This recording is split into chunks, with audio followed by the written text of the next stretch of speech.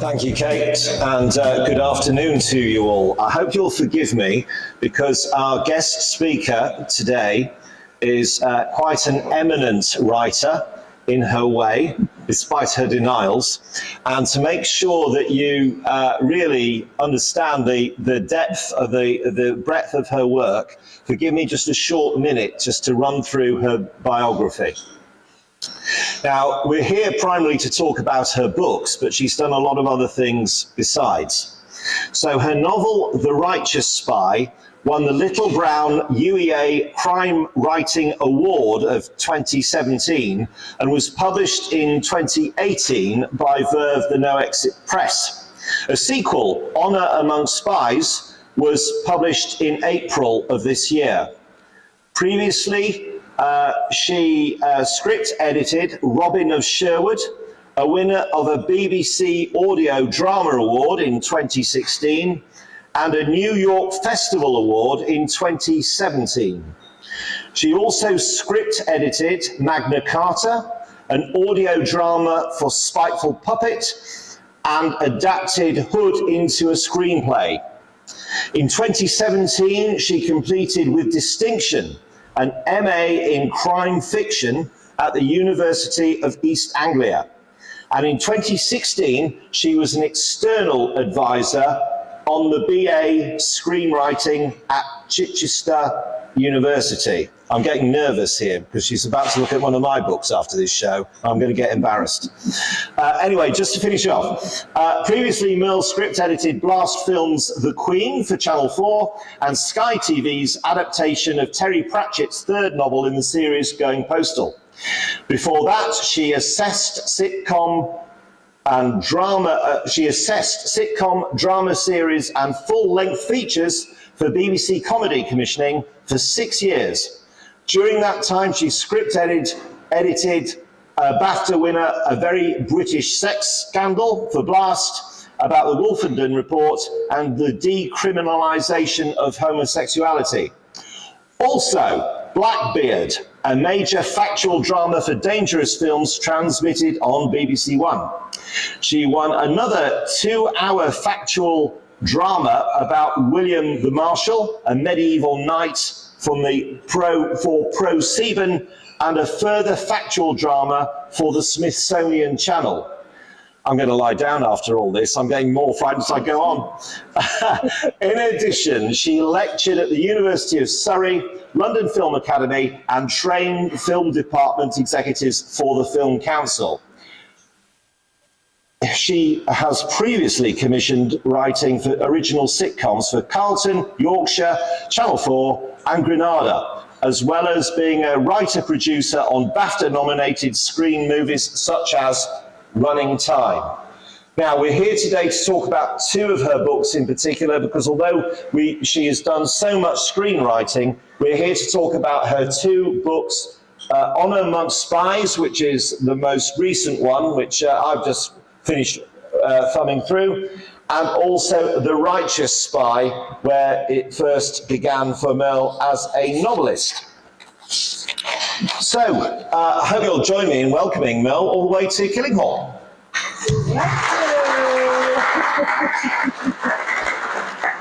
Thank you. I'm very old, you see, that's why I've got such a long CV. Use the microphone. All right, yes. Is it switched on? Yeah, it's switched on. Oh, no. I'm very old, that's why it takes. Switch it up. Switch it off. Oh. Is the microphone working? Is this one working? Oh, no. I could show. Is that one working? Yes, it is now. Okay. Just right, keep talking to the top of it. I'm very old. So I have a long CV. And you don't know anything about what I wrote for St. Bears Dolls Hospital. Okay, I wrote about 4 scripts about puppets. So anyway, I've done that as well.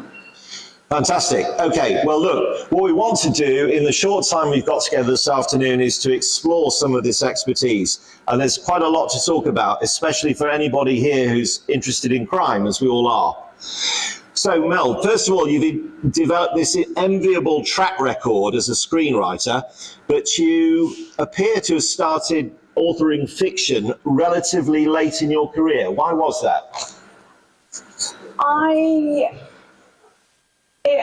wrote these books, when I did the MA in crime fiction at UEA.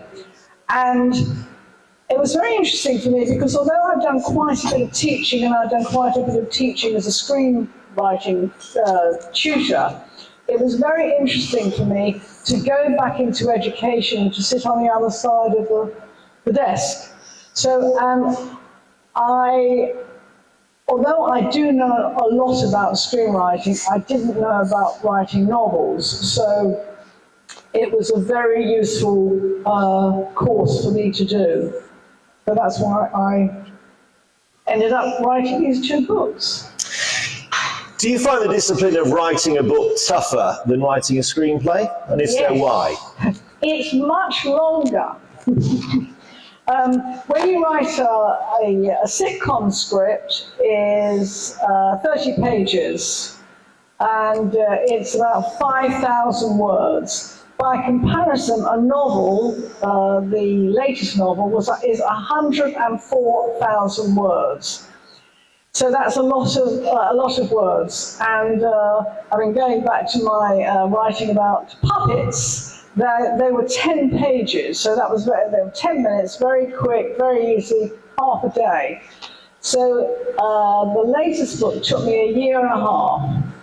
And as a writer, I like a challenge, okay? And I love doing things where I think I'm not going to be able to do this, and then eventually, after banging my head against the table a lot, then I work out how to do it. So it's novels are difficult. Are many people here writers? Good. Okay. Well, then novels are very difficult. Short stories aren't bad, but novels are hard because you have to, keep the story going, and you have to get your, pacing right, and a lot can go wrong in a novel. And so, can you just expand on that answer a little bit? Are you the sort of person who really plans out the synopsis before you start to write seriously, or do you just make it happen? I recently heard an idea that writers are either architects or gardeners, and I prefer to describe myself as a plumber. I plan everything, and do you use Scrivener? All right, Scrivener is a fantastic piece of software which I recommend to all writers, and it means that you can organise your work in a way that you can see it visually. As a slight tangent, people who are creative often find that they need to see the story as a diagram and not just write down the words. So I plan everything very carefully. I do a diagram. I identify who the actors are that I would like to play the part, so I have images of them, which I do as a screen grab. And I also have images of the locations before I actually start writing. So I have a very, very detailed synopsis, which is actually what you do when you're doing a screenplay. And so would you say that you have a particular style of writing? And if so, how would you describe that? Do you mean, do I have a literary style, or who are my influences? I think a bit of both, because I suppose probably what I'm going at is, for some writers, you can pick up some of their work and you can read a bit of it, and you sort of know with the choice of the language that it's likely to come from them. And I just wondered whether you are starting to develop your own style now you're writing the novels. I do have my own style. When I did this MA in crime fiction, one of the joys of it was that you studied a lot of crime fiction and all the different subgenres. So I had the opportunity to look very closely and read very closely Graham Greene, Len Dayton, I'm a great fan of Len Dayton, obviously John le Carré, and in fact spy fiction, which I chose as my area because other people in the course, they chose global crime, domestic noir, so you got to choose what you wanted to specialise in, and you had to do presentations about these subjects. Spy fiction is divided into the James Bond style and the more realistic style of crime fiction. So I chose the more realistic side, and I had a lot of fun looking at the Cold War, Graham Greene and Len Dayton and John le Carré. So I really sort of drilled down into those three writers. And obviously now I see, having read some of the credits in your latest novel, you've even got people like Charles Cumming, who people who read spy novels will know very well, saying that you are indeed a writer to watch. Yes, Charles Cumming is a very, very nice man. I actually saw him last week at a dinner, and he's very kind and he's very supportive to new writers. So he was very supportive to me. And I should point out, just in case people here hadn't seen it, that Merle had a fantastic write-up in the Times and Sunday Times, actually, a couple of months back, didn't you? Yes. Yes, the book of the month in the Times, and also that one is one of the top 10 thrillers of 2024 in the Times. So that I was really surprised, but it's like huge. Brilliant success there. Thank you. So, I mean, I suppose probably I may have led the question a little bit by asking you what contemporary fiction writers do you most admire? Who are the people who you think who you would regard as your peers? Oh, gosh. That's a very difficult question. Okay, because of the instability of the political situation at the moment, as we are globally, and which I'm sure we're all well aware of, spy fiction is having a renaissance. Spy fiction was in the dumps when the Cold War, when the Soviet bloc collapsed, and we all thought we were going to be friends. Now it's all getting nasty again. There's a lot of really, really good new spy fiction coming along, and talking about other writers, Charles Cumming, okay, he's been solidly there for a long time, but there are a couple of really interesting new writers. One of them is I.S. Berry. She's ex-CIA, and she's written a book which isn't available yet, but it will be out in October, and it's called, I think, The Peacock and the Sparrow. And there's another ex-MI6 guy who's calling himself Charles Beaumont, and he's written a book called A Spy Alone. And both of them are very much of the moment and looking at the geopolitical situation now. So that's the area I'd like to be in. I'm not a James Bond kind of a helicopter, coming out of the sky kind of a writer. I wanted to write about spies with pensions. So that's where I am. Well, this leads very seamlessly onto the big question that I want to know about: is what inspires your stories? Well, I knew I wouldn't be able to write convincingly about MI6 or the CIA. I read, some years ago, Little Drama Girl. Anybody read Little Drama Girl? Okay. Now, I know one daren't say anything bad about John le Carré, but I felt when I read that he didn't write women very well, and I also didn't think he wrote Jews very well. So I thought, okay, I can do that, because I'm a woman and I'm a Jew. And so that was one of the things at the back of my mind which made me think, as all writers do, I want to have a go at this. I want to see if I can actually do this. Very good. And did you have a sense when you're writing, we were having a conversation last night, many of the people here, about when we're writing, we're thinking a little bit about our audience, the reader.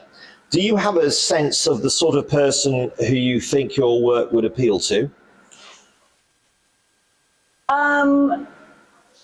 Not really, but what I've discovered is that women read crime, but men seem to read spy fiction. I mean, I can throw it over to you. I mean, how many women here read spy fiction? Oh, good. Oh, right, fantastic. Okay, good. Right, great. But in the same way, though, there are lots of women crime fiction writers and not many women spy fiction writers. So, I mean, if you are interested in spy fiction, there's a podcast called Spybury, and there's a lot in that podcast about spy books and fiction and non-fiction. But the majority of the people who support that online group are men. So, do you think, again, from your experience, that's a very interesting point you've just raised there. Do you think, generally speaking, women would make better spies than men? Of course. They're better at everything. All right, fair enough. Had to ask the question. Yeah. Yeah, I think, obviously, from our point of view, you talk very much a little bit about the technical side of making a book. Sorry about that. Sorry, getting used to working without the microphone. Tell me a little bit about the thing that appeals to you most about writing about spies. You said when you were doing your MA that you particularly chose not to go into the James Bond direction. Why was that particularly, do you think? Because a lot of people might just go for that initially. Okay, well, first of all, I'm not a great fan of the James Bond books. So, I mean, I think that's about, the first really good reason. And on this MA, we had to read Casino Royale and give it a very close read. And from my perspective, it's actually misogynistic and quite unpleasant. I mean, there are aspects of it which are really not nice in terms of how he talks about women. So that's one reason.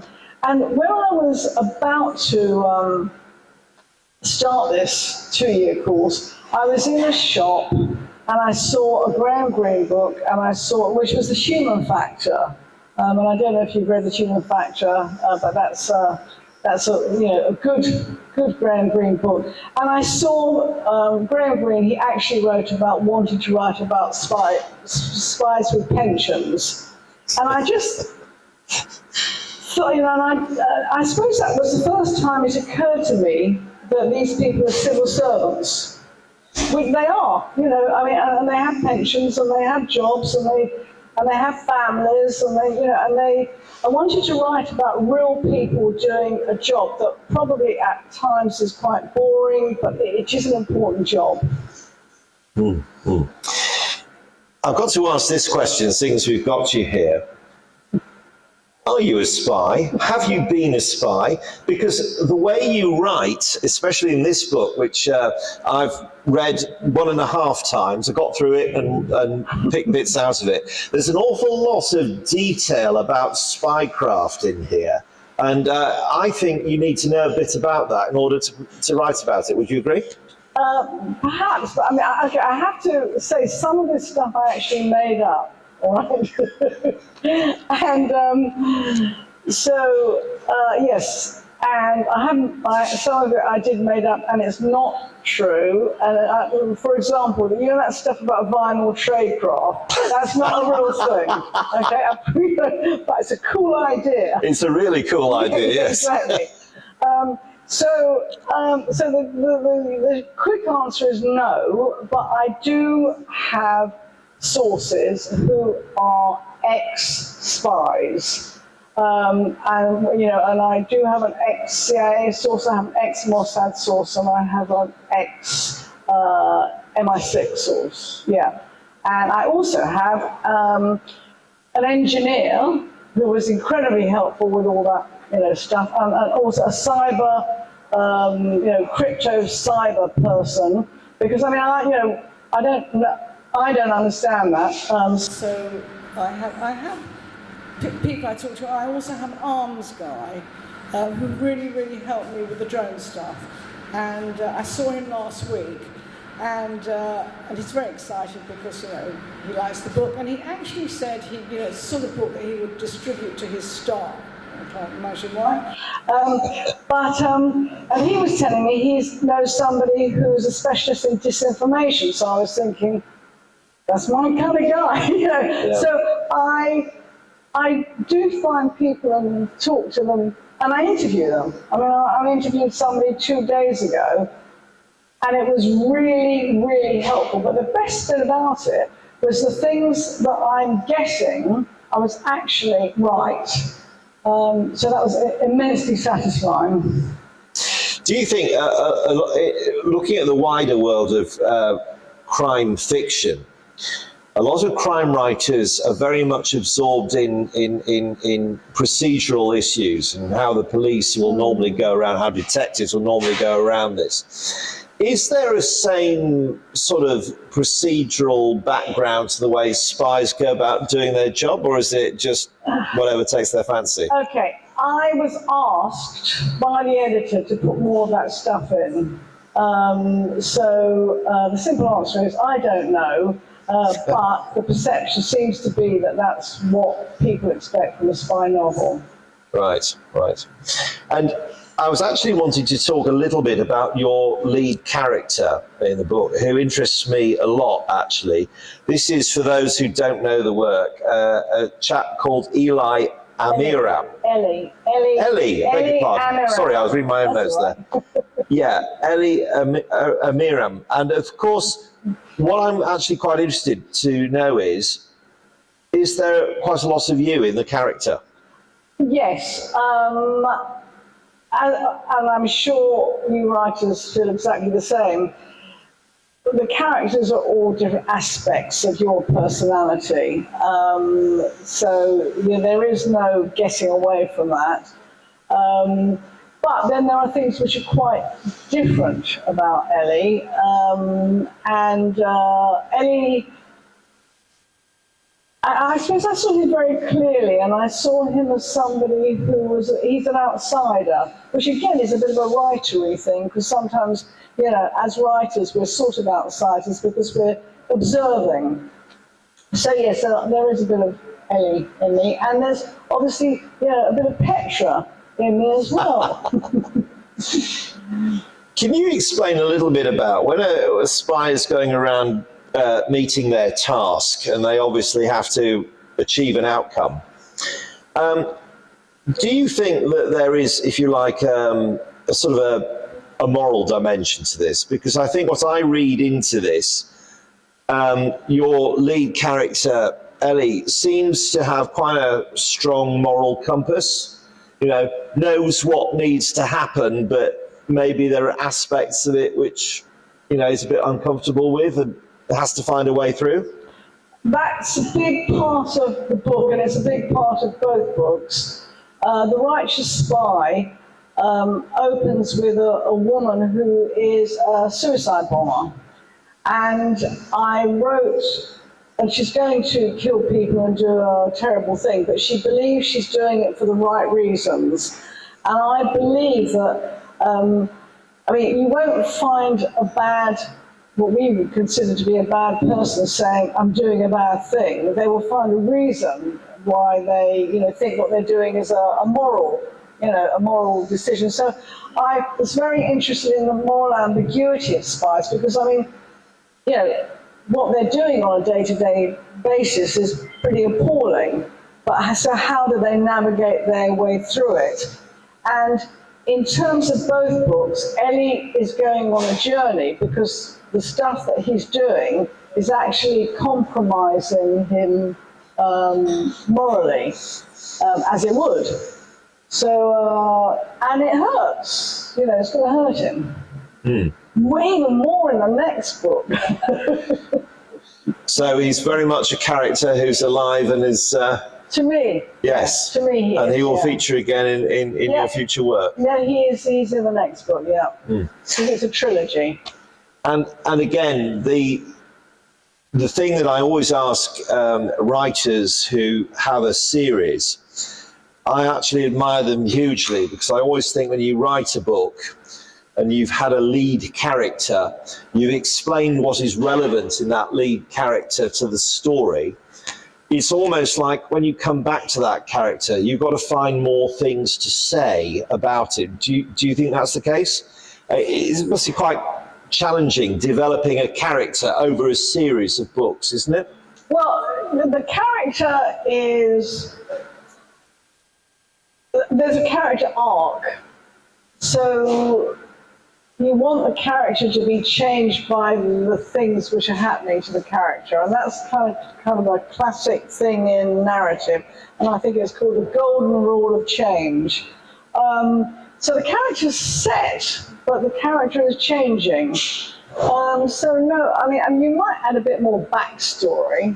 You know, you might do a flashback and sort of, you know, but the character's set, as far as I'm concerned. It's just the circumstances that are changing. Right. Okay. Tell me a little bit about the reason why Mossad features as your chosen spy agency for this. I'm just wondering, do you have the impression Mossad operate in a, shall we say, a different way to maybe MI6 or CIA? Well, I'm sure there are going to be cultural differences. And as I said, having met CIA people and MI6 people, then and Mossad people, I mean, it's you know, it's a different culture. So yes. I'm fascinated by this. What do you think? What do you think the main differences are? You've talked about, for example, I get the impression listening to you that MI6 is just, if you like, you know, civil service, and I think we may have a couple of retired or maybe active civil servants in our number today. And I can't imagine maybe they think how they would work in an MI6 context compared to their day-to-day job. I'm just wondering with Mossad, whether they would consider operating in a different way, or is there in fact only one way of managing spying, really? No, I think they probably all do very similar things. It's just, I mean, one of the, you know, my guy, Ellie, he's a spy runner. So one of his job is to recruit spies, agents, get intelligence from them, which they will either trade with other agencies or they will, you know, pass on to the government. And they consider their own governments to be their clients. So, I mean, there is a corporate side to what these people do, and that's going to be the same with all of them, because they're all, if they're spy runners, they're all doing the same thing. I mean, the KGB will be doing exactly the same thing. They might have slightly different methods of recruitment. I think the KGB did honey traps and, you know, stuff like that. But it's the same thing.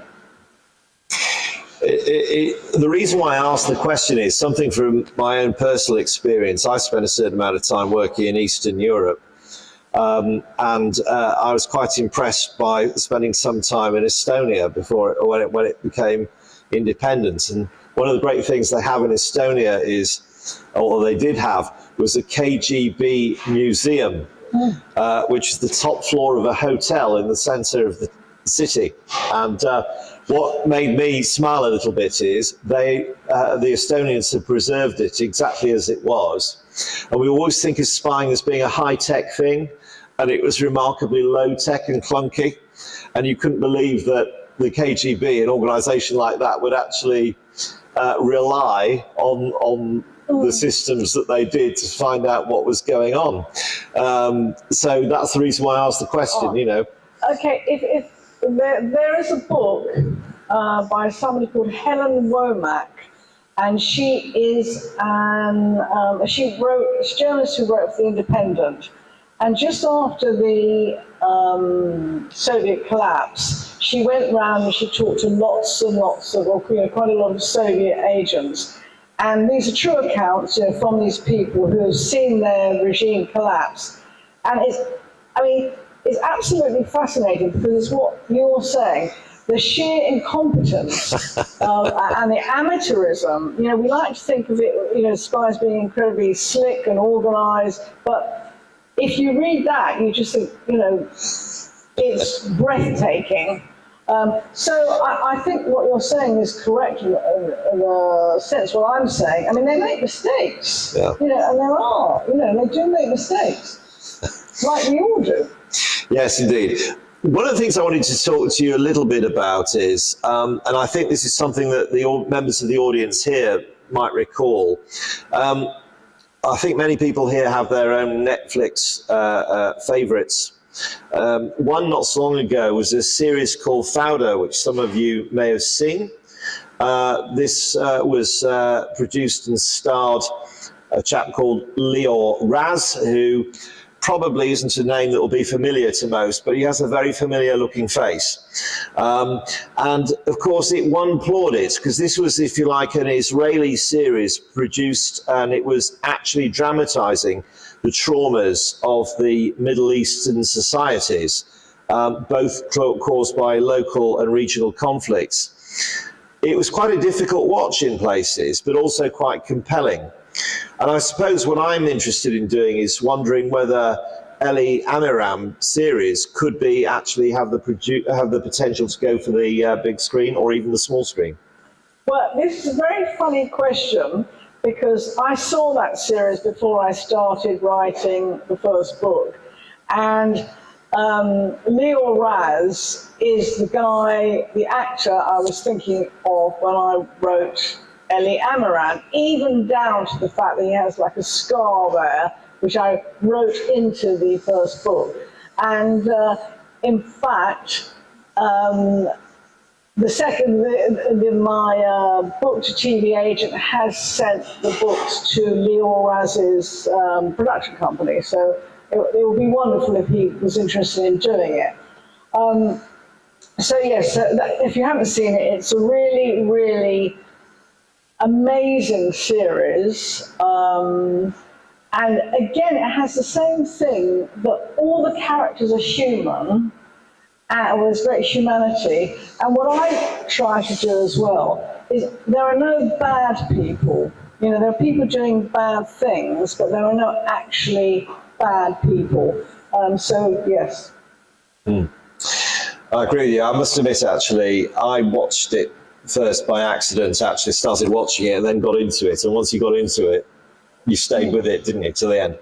And then an issue which I wanted to touch on, I heard this last night. I was in, part of this audience was in a discussion at another event last night. And the subject of AI, artificial intelligence, was raised. And it was really quite an interesting one because I was interested in your view about whether you thought AI has a future in novels in general, and particularly in perhaps a traditional spy novel. Will we actually see AI featuring in some of these stories in the future? You might see it featuring as a subplot, and you might see information about AI in terms of how it works with disinformation, because that is happening actually at the moment. And I've got somebody interesting to interview, an expert for that. In terms of writing the plot, I don't think so, because it won't feel original. And I think a reader will be able to spot it easily. Because, I mean, reading a book is a big commitment. And, you know, anybody who's going to sit and spend, I don't know, how long does it take you to read a book? 4 hours, 5 hours? Okay. Oh, yeah. Yeah, I mean, we're not going to want to read a book that's not speaking to us, but I mean, I could be completely wrong. And I think a question which almost leads on from that is we tend to think of spying and spy activity as a very human activity in itself. The art of perhaps deception as well as misinformation, which you just talked about. I'm just wondering whether you think that in this modern era in which we're in now, whether the nature of spying will have changed fundamentally now, bearing in mind that there is so much intelligence and data that is out in the world that can almost tell you whatever you want to know about anything, can't it, more or less? Well, okay, so one of the debates which I sort of put in the book is,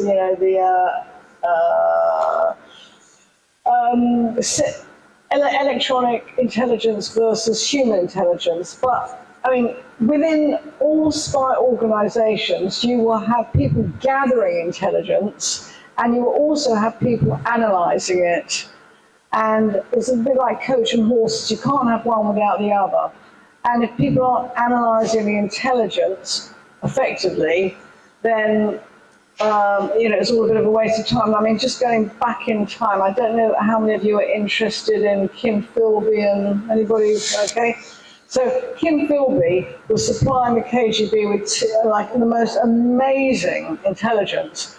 But it was because of the fact that Stalin was purging the KGB, they didn't have people to analyse what was coming in, and apparently it was stacking up, all over the place because people weren't reading it, and also Stalin didn't believe the intelligence that he was getting. So,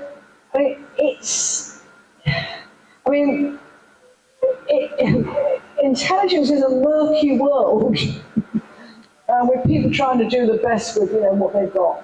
Right. And essentially, one of the things we were talking about also a world in which there probably are not many rules really about what can happen and what can't. I think there are rules because don't forget these people are civil servants, and I think that I think there are rules. I think there are protocols. I mean, even when, for example, if you go into a secure environment. Okay, it would be like going into a prison. You have to give your phone away. You have to be swept. So that I think there are rules. And this sort of license to kill business, I don't think that's true. I mean, maybe I'm wrong, but I don't think there is. But even killing people, I think that there are protocols for that as well. I don't think a spy can just kill someone because they feel like it. So perhaps in this rather dangerous world in which we now live, the role of the spy can be a positive thing because it's, if you like, unofficial diplomacy, would you say? Well, they do act as diplomats, and it's with the hostage situation going on at the moment, it's Mossad who will be working on those negotiations. So that is a job that they will be doing, and they'll be meeting their opposite numbers. Very good. Now, in the time we've got just a bit of time to have a few questions from anybody here. Has anybody got a question about spying? We're not going to admit to anything here, by the way.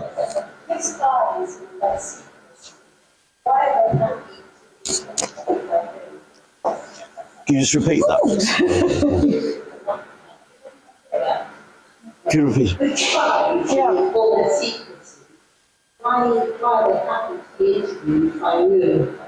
I think that's a great question. I think that people, when they're ex-spies, so I don't know any people who are current, or people who are current aren't talking to me, or I don't know any, or maybe they are. I'd love it if they did. But people who did do the job formally very often do want to talk about it, and they actually feel strangely, when you tell someone that you're a writer, people do like to talk to you and tell you, things that they might not talk to other people about. So I think if you've had an extraordinary experience, you want to share it.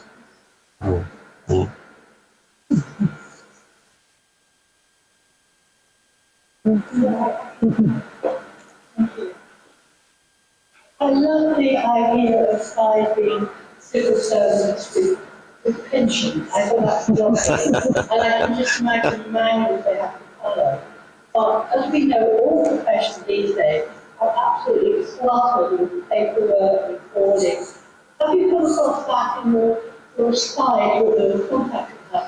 Do they have to do all these boring things as well? Well, okay, so here is my guesswork, all right? Okay? I am pretty sure that is the case, because if you think about it, there's no other way of doing it. Because if you have, in fact, I read a book by, I think it was Charles Beaumont, and after they have a meeting with an agent, they have to write a contact report. And in one of the things that's not on my incredibly long CV is I used to work, I worked in public relations, and every time I met my clients, I had to write a contact report, which was a set document. Also, they do have to write these reports. I'm just thinking, there's a book I read by somebody called, his name is Gordon Williams, I think, and I got this great book. The CIA have a website, and on the website there's a section where they do reviews of books. And so I found this amazing book about Mossad on the CIA website, which is actually where I got the suicide bomber woman from. And they do reports. They have a particular name for them, which I might have used it in the second book, I can't remember. But yes, so they definitely, so there is going to be paperwork. How else can they do it? They have to have meetings. Well, I think it's actually quite a fun thing. As you say, James Bond is pure fantasy. Yeah. Even at the time, when they were first on print, it was pure fantasy. But this idea is they're also servants, which of course they are. And it does sort of, I think it's not very, it makes them more human. Yes. Yeah. You're doing the drudgery that everybody else has to do as well. Because obviously you record so people know what's happening. And of course in a computerized world, that's even more difficult. Because you're always worried about stuff being hacked. Yeah. Yes, yeah. I'm sure, okay, they're going to have very careful safety protocols about how they distribute information. It's actually been quite difficult for me to try and work out what that might be, which was why I invented this thing called vinyl tradecraft, yes. Okay, to get me around that problem. But it has to, I mean, look, they have to have meetings, like we have meetings at work to discuss ideas. There's no other way of doing it. And again, in my incredibly long career, I also worked in a television news agency. And every morning we had a meeting for 10 minutes in which we went around all the regions, which I actually did something very similar in that book. And every afternoon you went around all the, what are the news stories of the day? What's happening? What are the developments? So they have to have systems like that. There's no other way of doing it. It's not quite difficult though to write about it, keep it engaging and keeping it real. Is that quite tough, or did you find it just flowed with the narrative? I don't find anything particularly easy about it. I know, writing is not. It's not easy, no. Very addictive. Yeah, very addictive, yeah. Any more? No, I think we're done. No. Don't want more? Thank you. Right, so I've just got the microphone just to finish off and say, first of all, I think this has been a very interesting discussion today. We've discovered a subgenre in Murder Most Yorkshire, I think, this afternoon. That is the role of the spy novel within it. I noticed as I was combing the shelves of the library in Knaresborough yesterday that there's obviously quite a few spy fans up in Knaresborough, as they had a whole shelf of spy books there, which I wish I'd had a little bit more time to investigate it further. Some I knew, some I didn't. But what I did want to do was to say, first of all, a very big thanks to Merle for her time. We're quite lucky to have been able to get Merle here, up from London, of course. And I know for a fact that there'll be a lot of people who'll be looking to follow up with your books, Merle, in the weeks ahead. Not least me, because I've done this the wrong way round. I've read book 2 and not book 1. So that's my homework for this. Anyway, I hope you'll all join me, everybody, in giving a round of applause, please, for our guest, Merle Nygate.